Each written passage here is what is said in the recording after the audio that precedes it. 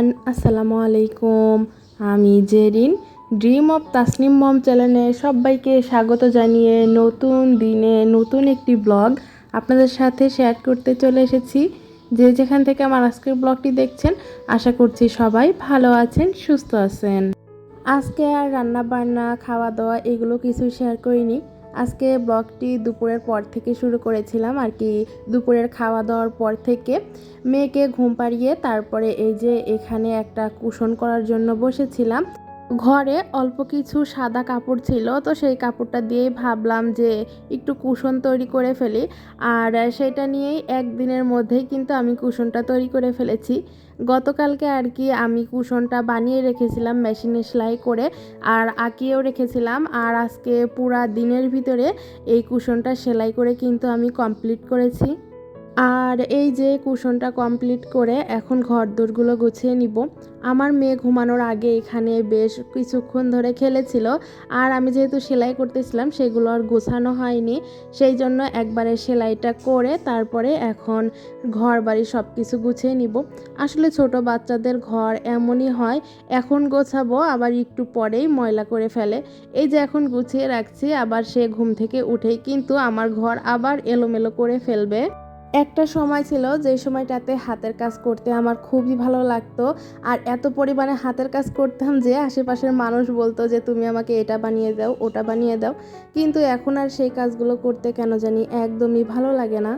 কারণ আমার মেয়েটা এখনও ছোট, আর আমাকে এই সব কাজ করতে দেখলে ওর তো মানে কি বলবো, ও এত পরিমাণে ডিস্টার্ব করে যে আমি এই কাজগুলো করতেই পারি না।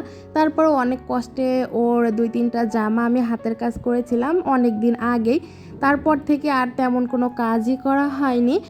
যাই হোক, আপনাদের সাথে কথা বলতে বলতে কিন্তু এদিকে বিছানা গুছিয়ে নিয়েছি, ঘরটাও ঝাড়ু দিয়ে দিয়েছি। তারপরে দেখাচ্ছি, এই যে দেখতে পাচ্ছেন এক ঝুড়ি কাঁচামরিচ।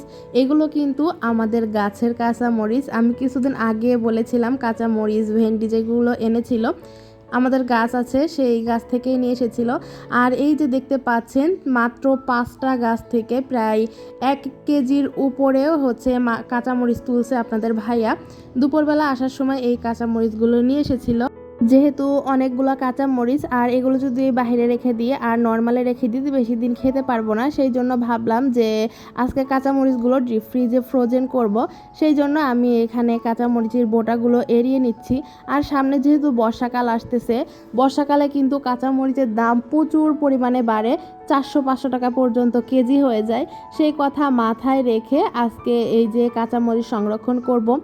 সবগুলো মরিচের কিন্তু বোটা এড়িয়ে নিয়েছি, আর এড়িয়ে নিয়ে এখন এগুলোকে ভালো করে ধুয়ে নিচ্ছি। ধুয়ে নিয়ে তারপরে এগুলোকে পানি ঝরিয়ে নিব। পানি ঝরানোর জন্য বেশিক্ষণ আর বাইরে রাখবো না, এই ঝুড়ির মধ্যে অল্প একটু রেখে দিব, এতে করে পানিগুলো ঝরিয়ে যাবে।